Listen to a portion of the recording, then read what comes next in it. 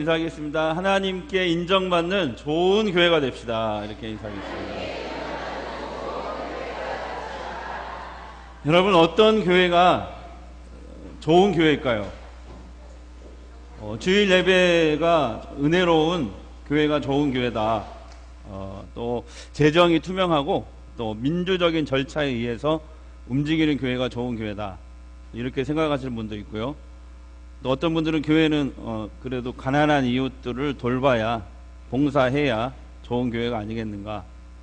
또 어떤 분은 사회의 불의에 항거하는 교회가 좋은 교회지. 그런가 하면 또 요즘에 또 많은 젊은 이 세대들은 우리 아이들이 신앙으로 좀 잘 성장시킬 수 있는 그런 교육이 잘 된 교회가 있으면 좋겠다. 이렇게 생각하시는 분들이 있습니다. 근데 또 이것도 저것도 아니라면은 그러면 주차라도 좀 편하게 할 수 있는 교회면 좋겠다. 생각하는 분도 있을 것입니다. 근데 여러분, 정말 좋은 교회는 어떤 교회일까요? 근데 교회는 사람들이 인정하고 칭찬받는, 사람들이 칭찬하는 교회보다는 하나님이 생각하실 때 정말 좋은 교회가 되어야 됩니다. 하나님의 인정을 받고 하나님이 칭찬하는 교회, 그런 교회가 돼야 돼요. 그래서 신약 성경에 보면 우리가 문자 쓸게요. 타산지석으로 삼아야 되는, 타산지석으로 삼아야 될 여러 초대교회가 나오거든요. 거기에 보면 칭찬받는 교회도 있어요. 또 책망받는 교회도 있고, 또 칭찬과 책망을 동시에 받는 교회도 있고. 그래서 저는 몇 주 동안 칭찬받는 교회에 대해서 살펴보려고 합니다. 또 책망받은 교회는 어떤 것 때문에 책망을 받았나, 주님께, 이런 것들을 성경을 통해서 좀 시리즈로 좀 살펴보려고 합니다.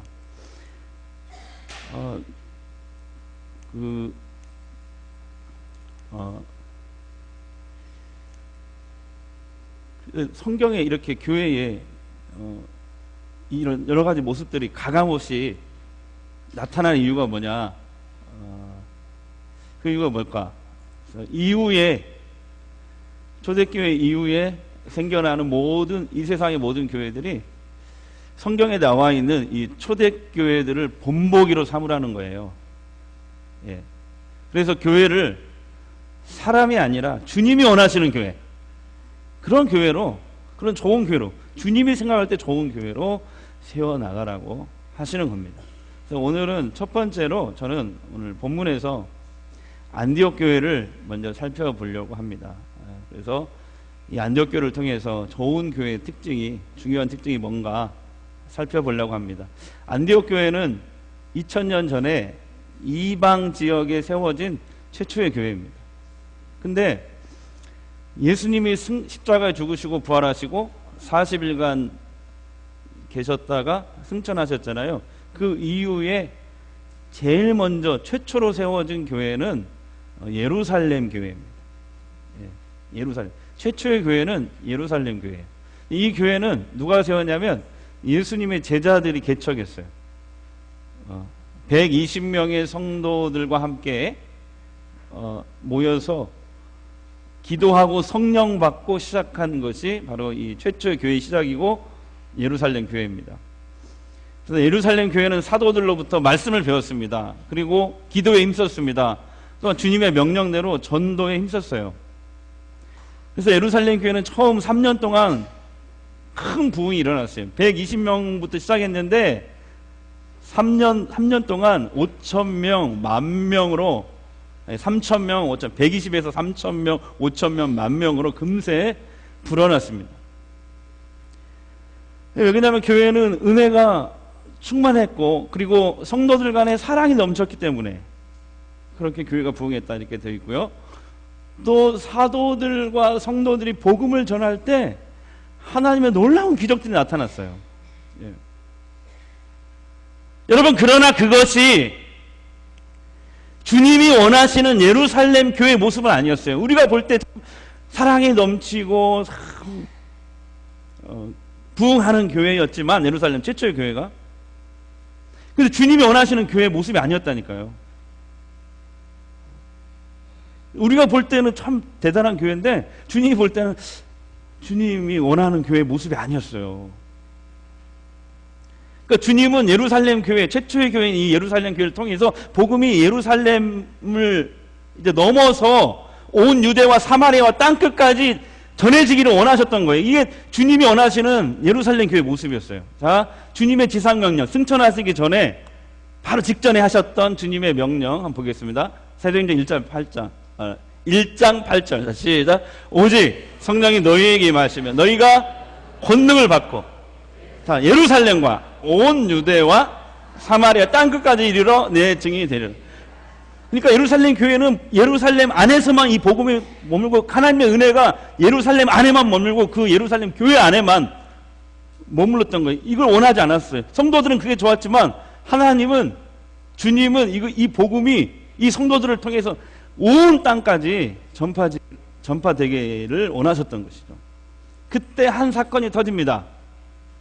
어떤 사건이냐면, 여러분 잘 아시는 스테반 집사가 예루살렘 교회 평신도였던 이 스테반 집사가 최초로 순교를 하게 돼요. 당시에 예루살렘에 있던 유대 종교 지도자들은 자신들이 십자가에 못 박아 죽였던 이 예수님이 다시 부활하셨다는 사실이 두려웠어요. 그러지 않겠어요?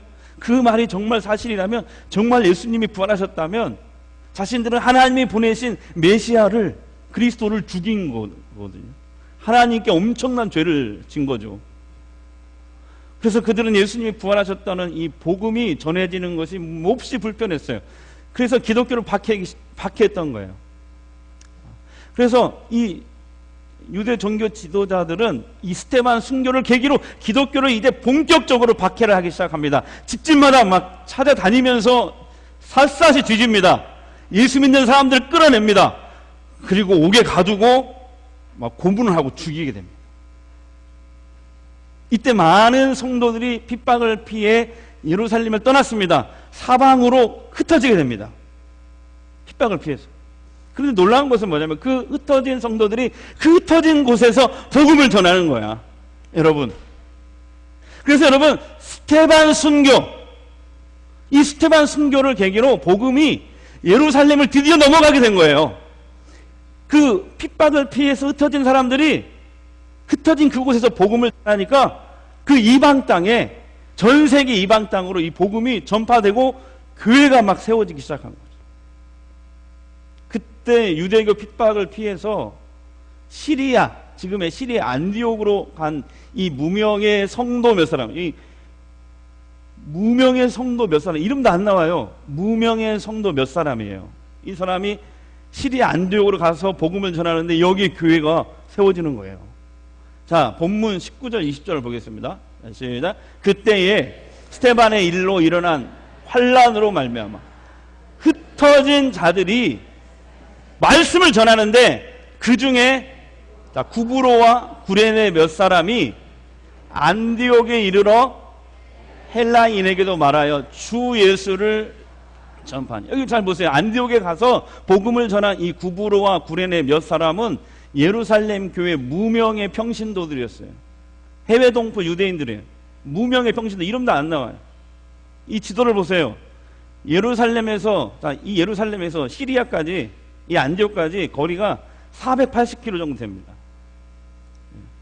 여기까지 이제 핍박을 피해서 갔는데, 이때 당시 2000년 전에 이 시리아라는 도시는요, 로마 제국에서 세 번째로 큰 도시였어요. 첫 번째 도시가 로마시고, 두 번째가 알렉산드리아 아프리카, 그리고 세 번째가 이 시리아의 안디옥. 세 번째로 큰 도시인데 지금 전주시 인구하고 비슷해요. 50만이에요. 50만. 2000년 전에 50만이 살았다는 것은 대단한 거 아니겠어요? 정말 큰 도시죠. 근데 문제는 뭐냐면, 여기에 이 도시는 국제 도시였어요. 여기에 로마인도 살고 헬라인도 살고 유대인도 살고 심지어 중국인까지 살았어요. 이 도시 국제 도시였어요. 그래서 성적인 타락이 극심했어요. 우상 숭배가 극심했어요. 막 비너스 신 섬기고 아프로디테 신이라고, 비너스 막 이런 신들 섬기고 우상 숭배가 극심했던 도시가 바로 이 2000년 전 안디옥이라는 도시예요. 엄청난 국제 도시, 큰 도시. 세 번째로 로마 제국에서 큰 도시. 그러니까 한마디로 안디옥이라는 이 도시는, 여기 사는 사람들은 도저히 예수를 믿을 것 같지 않는 그런 타락의 도시, 우상 숭배의 도시라는 거예요. 도저히 예수를 믿을 것 같지 않은 사람들만 모여 사는 곳이 시리아 안디옥입니다. 근데 여러분 놀라운 것은 이 무명의 평신도 몇 사람에 의해서 안디옥의 교회가 개척된 거예요. 예. 이방 지역이 최초로 교회가 세워지고 두 번째 교회죠. 이방 지역에는 최초의 교회고. 근데 더 놀라운 것은 뭐 교회가 부흥하는 거예요. 아니 교회가 세워질 것 같지 않은 그 도시에 교회가 세워졌을 뿐만 아니라 막 사람들이 교회로 몰려 들어오는 거예요. 이 소문이 예루살렘 사도들 귀에까지 들려오는 거예요. 그래서 사도들은 도대체 이 안디옥에서 도대체 지금 무슨 일이 일어나고 있는 거지? 그래서 바나바를 목사로 안수해서 파송을 합니다. 네. 자꾸 놀랍다고 얘기하는데, 근데 더 놀라운 건 뭐냐면 그 바나바 목사를 통해서 또다시 수많은 사람들이 이 안디옥 교회에 들어오는 거예요. 자, 22절 24절 본문, 자, 큰 소리 읽겠습니다. 예루살렘 교회가 이 사람의 소문을 듣고 바나바를 안디옥에까지 보내니 바나바는 착한 사람이요 성령과 믿음이 충만한 사람이에요. 이에 큰 무리가 주께 더하여 지더라. 아멘. 바나바 한 사람을 통해서 엄청나게 많은 사람들이 또 안디옥 교회로 막 들어오기 시작한 거죠. 바나바 목사님이 이제 안디옥에서 목회를 하는데, 하다 보니까 이 안디옥, 시리아 안디옥 교인들은 자기보다는 바울이 와서 말씀을 가르치면 교회가 막 더 잘 될 것 같아. 그래서 바울이 생각난 거예요. 말씀을 잘 가르치는 은사가 있는 사울이 생각난 거죠. 아, 바울이 이곳에 와서 나와 함께 목회하면 안디옥 교회가 더 잘 되겠는데? 안디옥 교회 큰 유익이 있겠는데? 생각하고 바나바 목사는 바울을 찾아서 이 시리아에서 터키까지, 그 먼 곳까지 또 갑니다. 고향으로 잠깐 피신해 있었거든요. 핍박을 피해서 바울이 터키 다소까지 가요. 바나바가 바울을 안디옥으로 데려옵니다. 그리고 둘이 협력해서 성도들을 이제 1년 동안 말씀을 가르치는데, 말씀을 배운 성도들이 어찌나 배운 말씀을 잘 실천하든지 이 세상 사람들로부터 최초로 그리스도인이라는 칭찬을 받게 됩니다. 자, 26절을 보겠습니다. 시작. 둘이 교회에 1년간 모여 있어 큰 무리를 가르쳤고 제자들이 안디옥에서 비로소 그리스도인이라 일컬음을 받게 되었더라. 아멘. 그리스도인이란 말은 예수 닮은 사람들, 예수님과 그 말씀을 따라가는 사람들, 이란 뜻입니다. 네. 우리는 오늘 성경에 나오는 이 안디옥 교회를 보면서 좋은 교회의 이 중요한 특징이 무엇인지 몇 가지 발견하게 됩니다. 먼저, 자, 20절, 21절 다시 한번 살펴보시면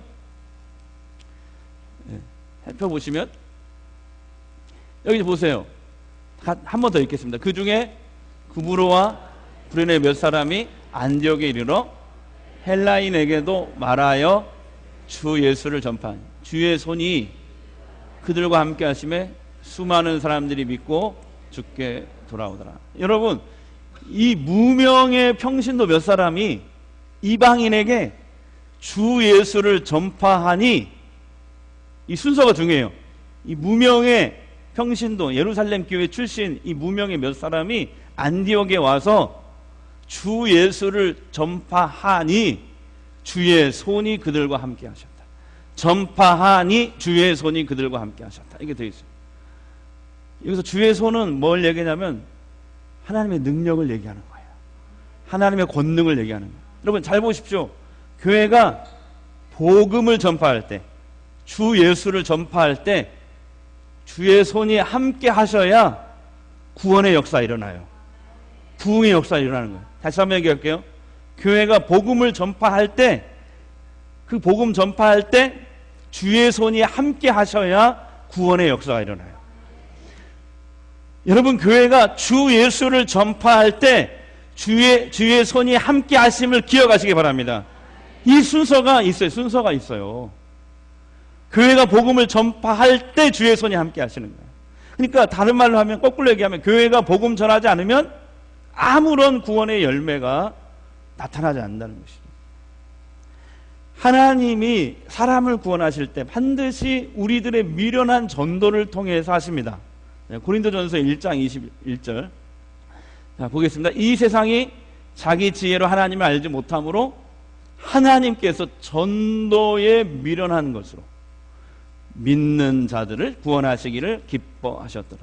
하나님이 직접 이렇게 구원하시는 경우에는 별로 없어요. 반드시 우리들의 그 미련한 전도를 통해서 사람들을 구원하시겠다는 거죠. 여러분, 하나님의 교회를 세상에 세우신 가장 중요한 목적이 뭐예요? 주 예수를 전하여 사람들을 구원하는 거예요. 뿐만 아니라 말씀을 가르쳐 지키게 하는 양육, 교육, 훈련하라고 교회를 세우신 것입니다. 예전에 기독교가 처음에 우리나라에 들어왔을 때 100년, 120년 전에 이럴 때는 정말 나라가 가난하고 할 수가 없어서 교회가 병원도 세우고 학교도 세우고 그 다음에 사회복지시설도 많이 세워서 봉사를 많이 했어요. 지금도 한국 교회가 이제 오른손이 하는 일을 왼손이 모르게 하라, 이 말씀을 실천하기 위해서 말을 안 해서 그러지 이 우리나라 전국에 있는 사회복지시설의 40%가 기독교에서 운영하는 거예요. 여러분, 교회가 운영하는 것들 얘기 안 해서 그렇죠. 대단한 거죠. 예. 근데 지금 이 시대는요, 또 사회복지, 병원, 학교, 이제 교회보다 국가가, 사회가 더 잘해요. 근데 여러분, 교회가 아니면 절대 할 수 없는 유일한 일이 있습니다. 그게 뭐예요? 유일하게 교회만 할 수 있는 일이 있습니다. 그게 뭐예요? 복음 전하는 일이에요. 말씀을 가르치는 일이에요. 할렐루야. 여러분, 이 일은 절대로 중단되어서는 안 됩니다. 그러므로 여러분, 주 예수를 전하는 교회, 말씀을 가르치는 일에 힘쓰는 교회가 정말 좋은 교회인 거예요. 예, 믿으시죠? 지금 이 자리에 앉아있는 분들 중에 새가족들 정착하신 분들 있잖아요. 잘 보세요. 다 추수전도 운동 때 해피데이 주일에, 야, 딱 한 번만 나와봐 우리 교회. 더 이상 나오라고 안 할게. 이번 주 한 번만 나와봐. 그렇게 해서 오셔서 지금 정착하신 분들이 대부분이에요. 예. 그래서 저는 오늘 외치고 싶어요. 여러분, 전하면 있고 안전하면 없다. 자, 시작. 전하면 있고 안전하면. 전해야 돼요. 예.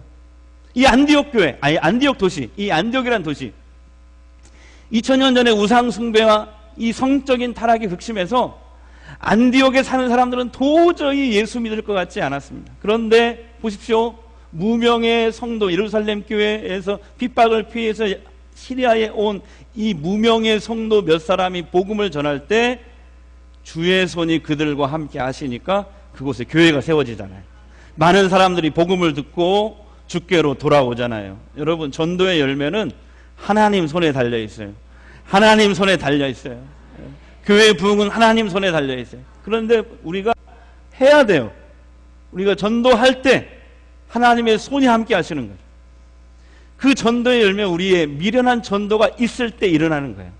그래서 복음 전파와 말씀 교육은 교회가 해야 할 가장 중요한 사명인 것입니다. 자, 좋은 교회의 중요한 두 번째 특징 24절 보겠습니다. 시작. 바나바는 착한 사람이요 성령과 믿음이 충만한 사람의 이에 큰 무리가 죽게 더하여지더라. 여러분, 안디옥 교회가 부흥한 데에는 바나바의 역할이 컸다는 거예요. 바나바는 성령과 믿음이 충만한 사람, 착한 사람이다. 한마디로 무슨 말이냐면, 이것은 바나바는 신앙과 인격이 균형이 갖춘 그런 사람입니다. 여러분, 성령 충만하고 믿음 좋은 일꾼들이 있는 교회가 좋은 교회입니다. 다시 한번 얘기할 거예요. 성령 충만하고 믿음 좋은 일꾼이 있는 교회가 좋은 교회. 어떤 교회는 성령이 충만해요. 근데 인격이 문제가 많습니다. 우리 교회는 하나도 없어요. 예, 전에 있던 교회에서. 예.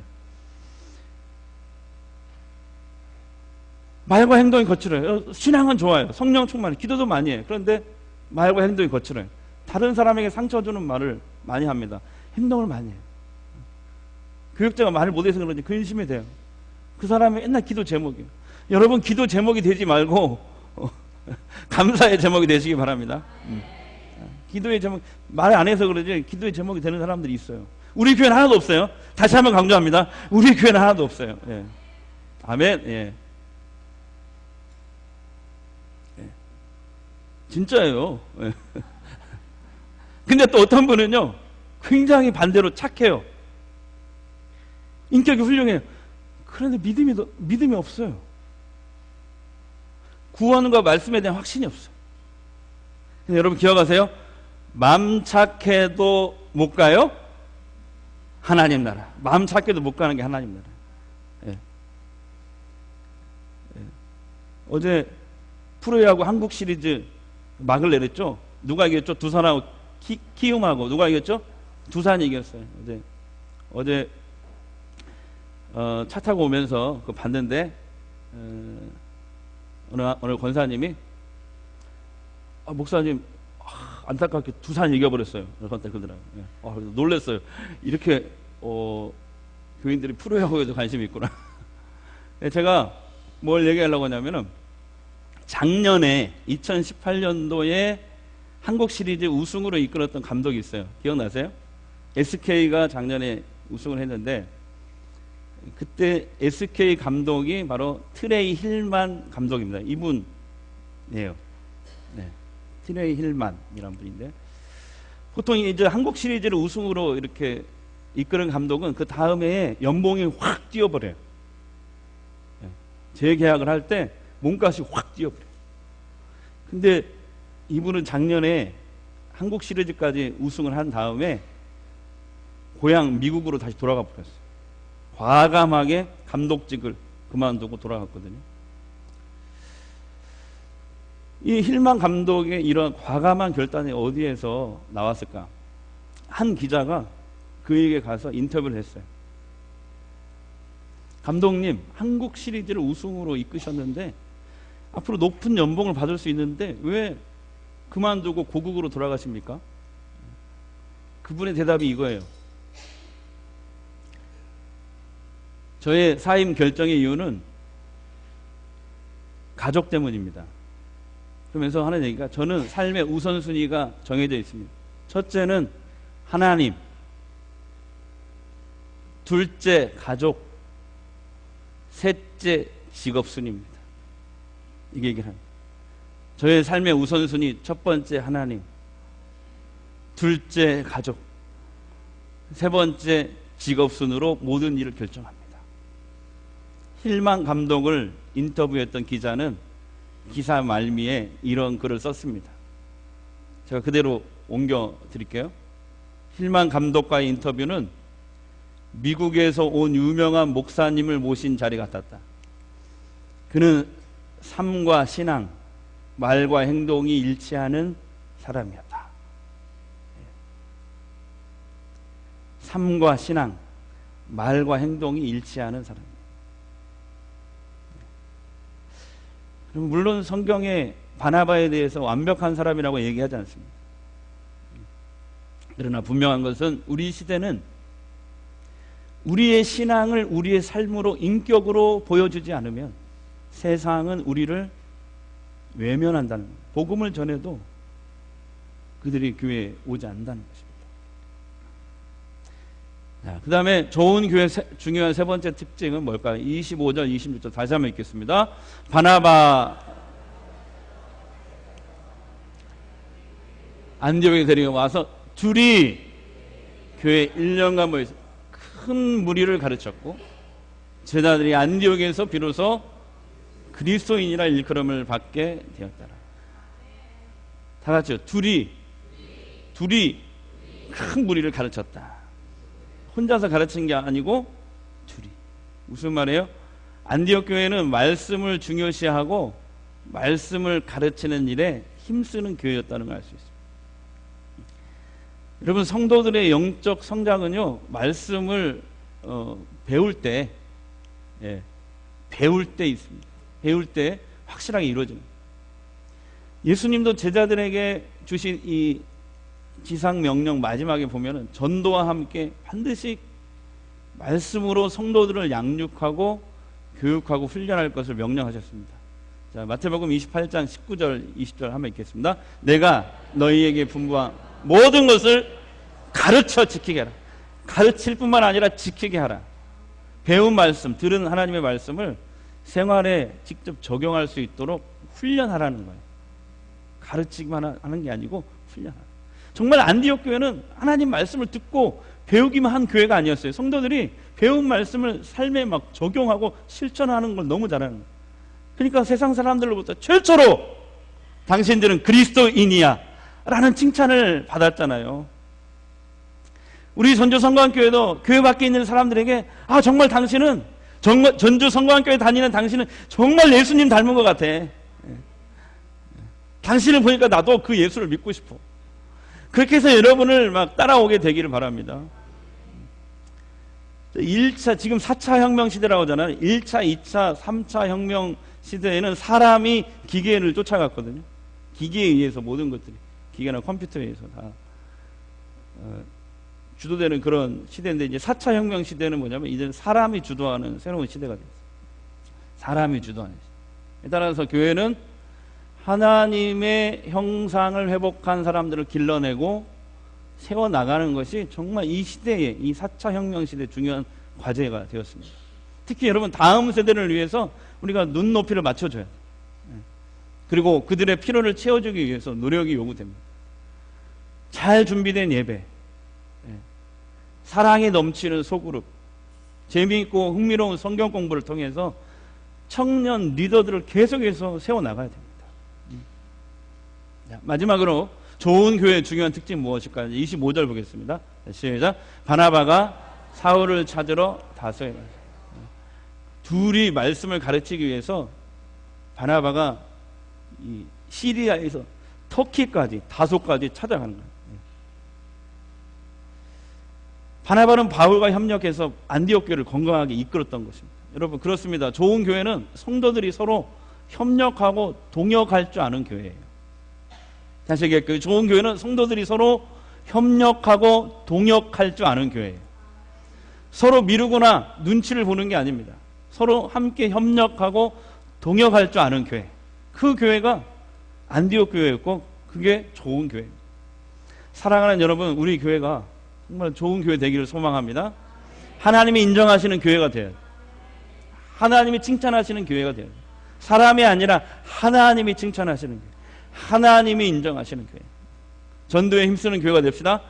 삶과 신앙, 말과 행동이 일치하는 그리스도인들이 많은 우리 교회가 됩시다. 어른이나 아이들이나 말씀을 가르치는 일에 힘쓰고, 듣고 말씀을 듣고 배우는, 또 그 배운 말씀을 실천하는 교회가 되기를 주의 이름으로 축복합니다. 주의 일에 협력하고 동역할 줄 아는 성도들이 됩시다.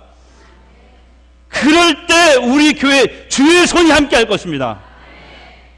그럴 때 우리 교회, 안디옥 교회에서 일어나는 것처럼 주의 은혜가 그 교회에 머무는 거예요.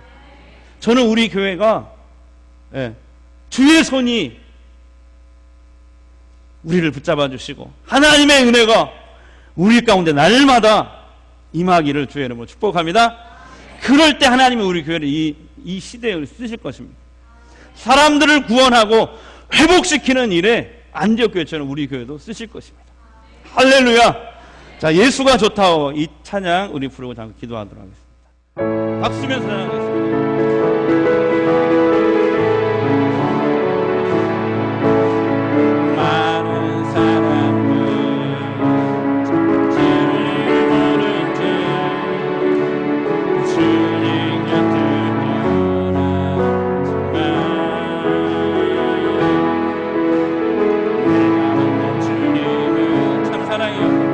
사랑이 없고 진리 없고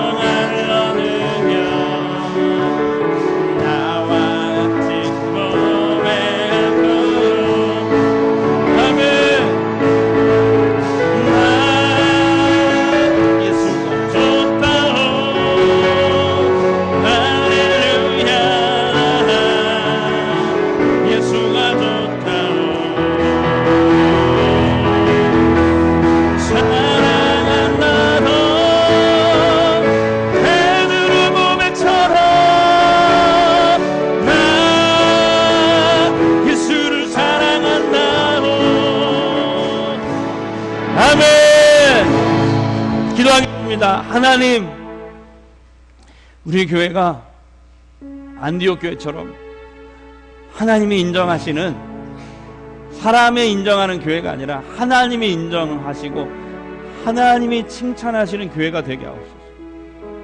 복음을 전하는 일에, 말씀을 가르치는 일에 힘쓰는 교회가 되게 하옵소서. 성도들이 듣고 배운 말씀을 삶에 구체적으로 적용하는 예수님 닮은 교회가 되게 하옵소서.